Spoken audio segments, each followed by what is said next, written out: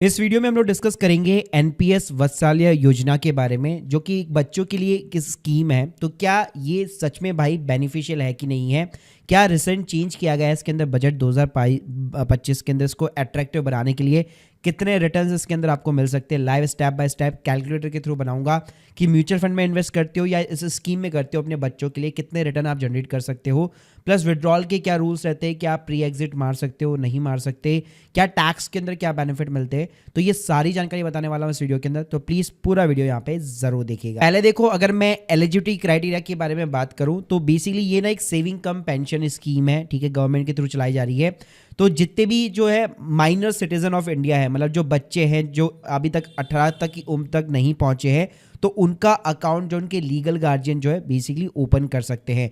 और अकाउंट जो है बच्चों के नाम पे ओपन होगा, लेकिन जो ऑपरेट होगा वो पेरेंट्स के थ्रू यहाँ पे ऑपरेट होगा। अब इसके अंदर फीचर आपको क्या मिलता है कि एक तो माइनर पूरा सोल बेनिफिशियरी है, यानी पूरा अल्टीमेटली जो पैसा है वो उसी को मिलेगा। पेरेंट्स और गार्जियन अकाउंट ओपन कर सकते हो और उसके अंदर पैसा डाल सकते हैं, यानी कि कंट्रीब्यूशन कर सकते हैं on the name of the minor. Plus जैसे ही माइनर जो है 18 की एज को क्रॉस कर जाता है, तो ये वाला जो माइनर का एनपीएस अकाउंट है वो एक रेगुलर एनपीएस अकाउंट के अंदर कन्वर्ट हो जाएगा। प्लस यहाँ पे आपको चॉइस मिलती है फंड मैनेजर की, असेट एलोकेशन की, जो भी आगे जाके मैं बताऊंगा। प्लस मैक्सिमम कंट्रीब्यूशन पे भाई कोई लिमिट नहीं है, कितना भी आप कंट्रीब्यूट कर सकते हो। और बजट 2025 के अंदर ये चेंज किया गया है कि अब पेरेंट्स यहाँ पे अगर एनपीएस वत्सल्यम के अंदर भी कंट्रीब्यूट करते हैं तो वो टैक्स डिडक्शन जो है क्लेम कर सकते हैं 80 1 वीक के अंदर 50,000 रुपए तक की ओल्ड टैक्स स्कीम में। चलो इसको ना प्रैक्टिकली समझते कि भाई ये पूरा ना सिस्टम काम कैसे करेगा। तो देखो, मेरा एक 3 साल की बेटी, मान लीजिए मैंने उसके नाम पे एक एनपीएस टीयर 1 अकाउंट यहाँ पे मैंने बच्चे के नाम पे ओपन करा लिया।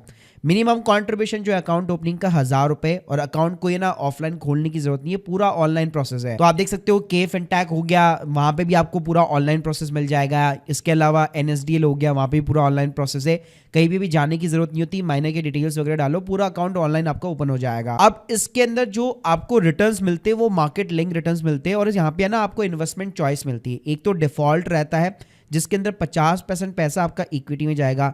एक ऑटो चॉइस रहती है जहां पे आप लाइफ साइकिल के अकॉर्डिंग यहाँ पे सेलेक्ट कर सकते हो। जैसे अगर आप एग्रेसिव इन्वेस्टर, तो मान लो आपने पूरा ही पैसा 75% इक्विटी में डाल दिया, मॉडरेट में 50%, कंजर्वेटिव में 25%। तो इस तरह से आप ऑटो चॉइस सेलेक्ट कर सकते हो। या अगर आप खुद चॉइस करना चाहते हो कि भाई मेरा तो मैक्सिमम जो पैसा है इक्विटी के अंदर ही जाना चाहिए बच्चे का, तो आप वो भी कर सकते हो। जैसे स्क्रीन के सामने देख सकते हो, ये मैंने अपना ऑनलाइन अकाउंट ही ओपन किया हुआ है। जैसे यहाँ पे जो है हमने चॉइस की हुई है कि 75% इक्विटी के अंदर जाना चाहिए।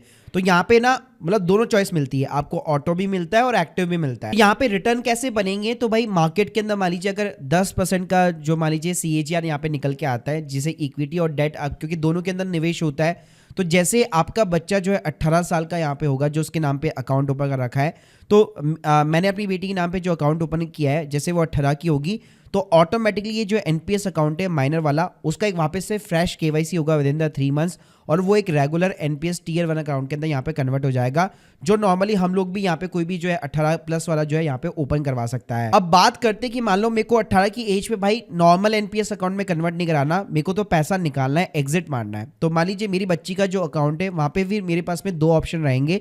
तो यहाँ पे अगर मान लीजिए 18 साल की एज तक यहाँ पे अगर आप एग्जिट मारना चाहते, तो आपका जो टोटल कॉर्पस है अगर वो 2.5 लाख रुपए से कम है तो आप 100% लमसम पूरा विड्रॉल मार सकते हो। अगर 2.5 लाख से ऊपर है तो 80% की एन्युटी बाय करनी पड़ेगी, 20% लमसम मिलेगा। एन्युटी का मतलब होता है, सिंपली भाषा में बात करूं, कि पेंशन आपको मिलती रहेगी, यानी आपका जो 80% पैसा है बेसिकली उसके ऊपर आपको 6% 7% के अराउंड इंटरेस्ट मिलता रहेगा, और वही जो है आपको एज ए पेंशन यहाँ पे जो है मिलती रहेगी। इसके अलावा अगर मैं डेथ की बात करूं तो भाई जो भी कॉर्पस होगा वो ऑब्वियसली बात है गार्जियन को मिलेगा, और एक गार्जियन की भी अगर डेथ हो जाती है तो सेकंड गार्जियन को यहाँ पे मिल जाता है। अब बात करते हैं कि क्या इसके अंदर पार्शियल विड्रॉल अलाउ है कि नहीं है। तो डेफिनेटली अलाउ है। इसमें आप 25% अपना ऑफ द कंट्रीब्यूशन अमाउंट जो है यहाँ पे आप विड्रॉल कर सकते हो, पार्शियल विड्रॉल अलाउ है।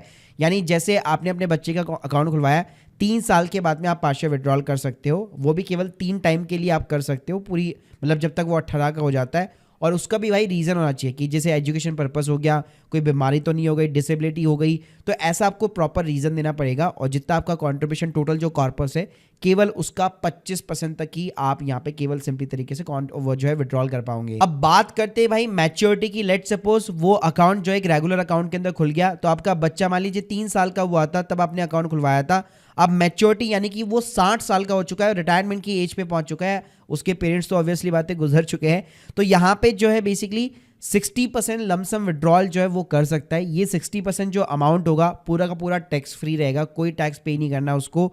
और जो 40% अमाउंट है उसकी यहाँ पे उसको एन्युटी बाई करनी पड़ेगी। जी हाँ, और एन्युटी मतलब मैंने आपको वही बताया 6-7% के साथ में आपको वो पैसा एज ए पेंशन जो है, मंथली पेंशन यहाँ पे जो है मिलता रहेगा। इसके अलावा अगर टोटल कॉर्पस जो है लेस देन 5 लाख रुपीज है तो वो 100% आप यहाँ पे विड्रॉल कर सकते हो। अब इसकी आपको एक कैलकुलेशन बता देता हूँ, जैसे आप देख सकते हो ये कैलकुलेटर भी आपको प्रोवाइड कर दूंगा और यहाँ पे एनपीएस वत्सलाय का ऑप्शन देखने को मिल जाएगा। यहाँ पे आप देख सकते हो स्कीम है, एक्टिव चॉइस है या फिर आप ऑटो चॉइस सेलेक्ट कर सकते हो। मैंने मान लीजिए 75% मैं पूरा पैसा इक्विटी में डालना चाहता हूँ, 25% के गवर्नमेंट बॉन्ड्स वगैरह हो गए, ठीक है। यहाँ पे डेट ऑफ बर्थ अपनी चाइल्ड की एंटर कर दीजिए, जैसे 3 साल हो गई। उसके बाद में यहाँ पे कितना पैसा आप कंट्रीब्यूट करेंगे, मान लीजिए 1000 रुपये पर मंथ आप कंट्रीब्यूट करने वाले हैं और ये आप कंट्रीब्यूट करते ही रहेंगे। उसके बाद आपका बच्चा भी करता रहेगा। जी हाँ, जैसे वो नॉर्मल एक रेगुलर एनपीएस अकाउंट के अंदर कन्वर्ट हो जाएगा, आपका बच्चा भी करता रहेगा। तो इतनी सी भी अगर अपन कैलकुलेशन लेके चलते हैं कि वो 3 साल से उसका अकाउंट स्टार्ट हुआ था और साल तक जो है बेसिकली 1000 रुपये पर मंथ यहाँ पे जो है कंट्रीब्यूट कर रहा है। और सिंपली एक आप 10% का भी रेट लेके यहाँ पे चलते हो, CAGR लेके चलते हो, जो कि एक नॉर्मल चीज़ है एनपीएस अकाउंट्स के अंदर। तो स्क्रीन के सामने आप देख सकते हो यहाँ पे कैलकुलेशन के अंदर आपको ऑलमोस्ट 7 करोड़ 18 लाख रुपए का आपका कॉर्पस बन जाएगा।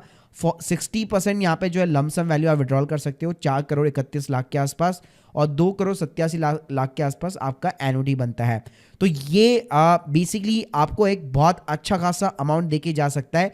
लेकिन इसी को अगर मैं कंपेयर करता हूं म्यूचुअल फंड के साथ, तो भाई म्यूचुअल फंड के अंदर अगर आप सेम पीरियड के लिए 1000 रुपए यहाँ पे जो है बेसिकली मान लीजिए इन्वेस्ट वगैरह करते हो और मान लीजिए 10% तो नहीं, म्यूचुअल फंड में इंडेक्स फंड भी एटलीस्ट 12% का आराम से रिटर्न निकाल के दे सकता है। तो स्टिल यहाँ पे म्यूचुअल फंड में भी 7 करोड़ नहीं 9 करोड़ के आसपास आपका एक लमसम बन के आ सकता है। लेकिन देखिए म्यूचुअल फंड के अंदर इतनी रेस्ट्रिक्शन नहीं होती है और इतनी यहाँ पे मतलब डिसिप्लिन के साथ में लोग कॉर्पस नहीं बना पाते और इसी की वजह है कि एनपीएस वत्सलाय जैसी चीज आई है निकल करके, जो यहाँ पे बच्चों को यहाँ पे उनकी एक पेंशन बेसिकली यहाँ पे प्रोवाइड कर रही है, पहले से उनको प्रिपेयर कर रही है। तो देखिए ओवरऑल अगर मैं समराइज करना चाहूँ, अगर आप म्यूचुअल फंड्स के बारे में जानते हैं कैसे इन्वेस्ट करना है, बच्चों की यहाँ पे फाइनेंशियल प्लानिंग वगैरह कैसे करनी है, तो मुझे नहीं लगता आपको एनपीएस वत्सलाय की यहाँ पे जरूरत है। अगर आप ये चीजें नहीं जानते तो डेफिनेटली आप इस टाइप की स्कीम के साथ में यहाँ पे आप जा सकते हो। Guys hope you like this video, please subscribe channel. अगर आप लोग की कोई भी डाउट्स है कमेंट बॉक्स के अंदर जरूर बताइए। Thank you guys, thank you very much.